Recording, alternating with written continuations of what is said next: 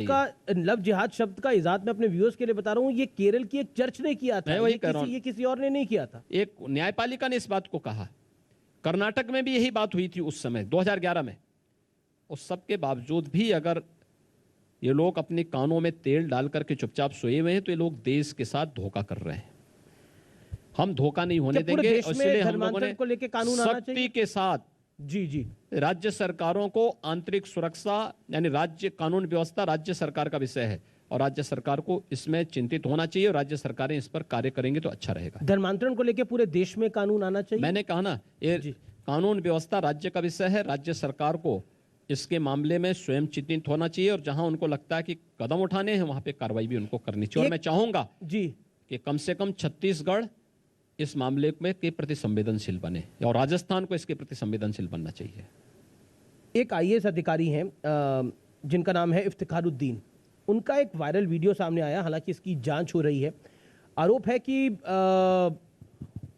वो भी धर्मांतरण का साइलेंटली काम कर रहे थे और ओवैसी कह रहे हैं क्योंकि वो मुस्लिम अधिकारी हैं उनको टारगेट पे ले लिया जा रहा है।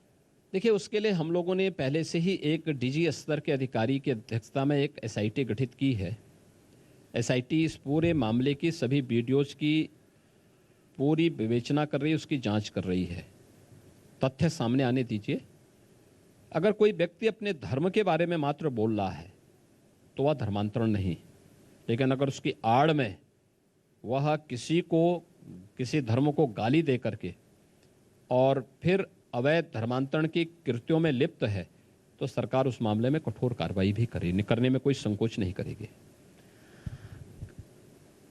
असाउद्दीन ओवैसी अब खुलकर अतीक अहमद और मुख्तार अंसारी की बात कर रहे हैं।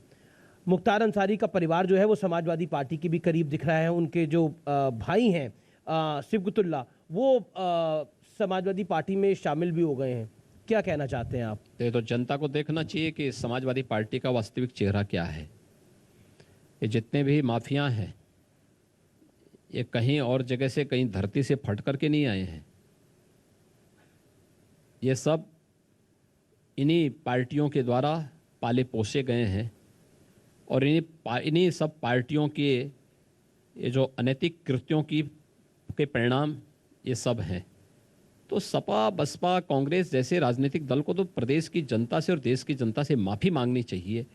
इनके कारण से प्रदेश के अंदर या देश के अंदर तमाम लोगों को परेशान होना पड़ा है, तमाम घर उजड़े हैं, तमाम सार्वजनिक संपत्तियों पर इन माफियाओं ने कब्जे प्रारंभ किए और अपनी अनैतिक संपत्ति बनाई और उसके नाम पे लोग कॉमन मैन का, व्यापारियों का, नागरिकों का जीना हराम करते थे। हमारी सरकार ने कार्रवाई की है और हम लोगों ने तो ये भी तय किया है, पहली सरकार है हमारी जिसने इस प्रकार का ऐलान किया है कि इन माफियाओं से जितनी संपत्ति हम लोगों ने जब्त की है, जिस पे बुलडोजर चले हैं, उस पे गरीबों की ही आवास बनेंगे और उनके लिए हम फ्री में प्रधानमंत्री आवास योजना लागू करने जा रहे हैं। कितनी बड़ी स्कीम, लाखों गरीबों को हम आवास देंगे। एक सवाल, ये आजम खान हो गए, मुख्तार अंसारी हो गए, अतीक अहमद हो गए, ऐसा लगता है कि योगी आदित्यनाथ जी की इनसे पर्सनल दुश्मनी है? मेरी किसी से पर्सनल दुश्मनी नहीं, मेरी किसी से कोई व्यक्तिगत दुश्मनी नहीं। मेरा अगले वर्ष, देखिए आज से 4.5 साल पहले तो कितने मतलब इनकी दबंगाई चलती थी, आपने समाप्ति कर दी है पूरी तरह से। देखिए, मैं पिछले 25 वर्षों से, यानी मैं अगला वर्ष मेरा 25 साल हो जाएंगे सार्वजनिक जीवन के, 25वां वर्ष मेरा अगला वर्ष होगा और 25 वर्ष में मैंने किसी को भी राजनीतिक रूप से अपना दुश्मन नहीं माना है, किसी को नहीं माना है। कोई मेरा दुश्मन नहीं, सब मेरे मित्र हैं, सब मेरे शुभचिंतक हैं, क्योंकि जो विरोधी होता है वह भी जो बोलता है वो हमें अलर्ट कर देता है। तो स्वाभाविक रूप से मैं सबको ये मानता हूँ, मेरे प्रत्यक्ष और प्रत्यक्ष रूप से सब मेरे शुभचिंतक हैं और मैं उन सब का अभिनंदन करता हूँ।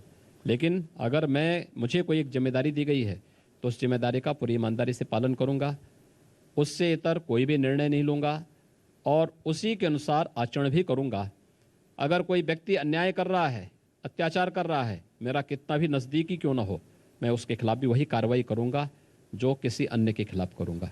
और अब तक की सरकार की कार्यपद्धति से मुझे लगता है कि प्रदेश ने तो जाना है, देश ने भी इस चीज़ को देखा है। मैं बढ़ता हूँ आगे, क्योंकि 2022 का चुनाव है, ब्राह्मणों को लेकर बहुत कुछ हो रहा है। कई पार्टियां तो ब्राह्मण सम्मेलन कर रही हैं, समाजवादी पार्टी हो गई, बीएसपी हो गई। आपकी सरकार ब्राह्मणों को लेकर क्या सोचती है, क्योंकि विपक्ष आरोप लगाता है कि ब्राह्मणों पे बड़ा अत्याचार हो रहा है। तो ये हम इस समय पूर्वांचल में हैं। लखीमपुर खीरी में 2 ब्राह्मण युवक भी मारे गए हैं। जी, वहां क्यों नहीं गए ये लोग? आज तो ब्राह्मण सम्मेलन कांग्रेस के, सपा के, बसपा के जो हो रहे थे, ये सभी ब्राह्मण नेता उन पीड़ित हिंदुओं के पास क्यों नहीं गए जो वहां पर लखीमपुर खीरी में मारे राहुल गए? गांधी, प्रियंका गांधी क्यों नहीं गए वाड्रा। थे ये लोग? नहीं, सतीश मिश्रा से पूछिए ना, जी, क्यों सतीश मिश्रा जी नहीं गए? क्यों नहीं अखिलेश यादव गए? अखिलेश यादव कल गए थे लखीमपुर खीरी में, आखिर उन पीड़ित ब्राह्मणों के घर क्यों नहीं गए? फिर अगर उनको लगता है कि ब्राह्मण पीड़ित है तो आखिर उनके यहाँ क्यों नहीं गए? और कौन नहीं देखता कन्नौज की नीरज मिश्रा की किस प्रकार से निर्मम हत्या हुई थी? किस प्रकार की निर्मम हत्या हुई थी? कोई भूल सकता है नीरज मिश्रा की निर्मम हत्या को?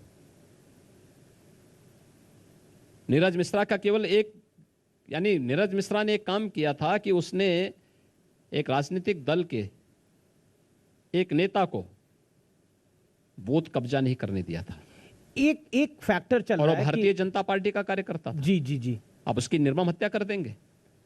एक फैक्टर चल रहा है कि मुस्लिम क्या नीरज यादव मिश्रा जी ब्राह्मण नहीं थे? क्या संतोष शुक्ला ब्राह्मण नहीं थे जिसका थाने के अंदर जाकर के हत्या कर दी गई थी? तो इन लोगों के वास्तविक चेहरे को समझो, ये वास्तव में है क्या? ये ना ब्राह्मण हितैषी हैं, ये ना हिंदू हितैषी हैं। और सही मायने में इन लोगों के चेहरे को देखना तो ये तालिबान हितैषी है, और हमेशा तालिबान का लोग समर्थन करते हैं, बाकी किसी का नहीं समर्थन करते। ये एक फैक्टर चल रहा है कि मुस्लिम यादव ब्राह्मण एक साथ आ जाएंगे, मुस्लिम दलित ब्राह्मण एक साथ आ जाएंगे तो बीजेपी का तो खेल बिगड़ ही जाएगा। देखिए, भारतीय जनता पार्टी सबका साथ और सबके विकास के मंत्र के साथ काम कर रही है। प्रधानमंत्री मोदी जी ने 2013 में ये मंत्र दिया। 2014 में प्रधानमंत्री बनने के बाद उन्होंने अक्सरशः इसको व्यवहारिक धरातल पर उतारा भी है, और हम आज भी इस बात को कहते हैं, न जाति, न मत, न पंथ, न संप्रदाय, न छोटा न बड़ा, न क्षेत्र न भाषा, सबका साथ और सबका विकास। एक नई पार्टी भी आ गई है काफी आजकल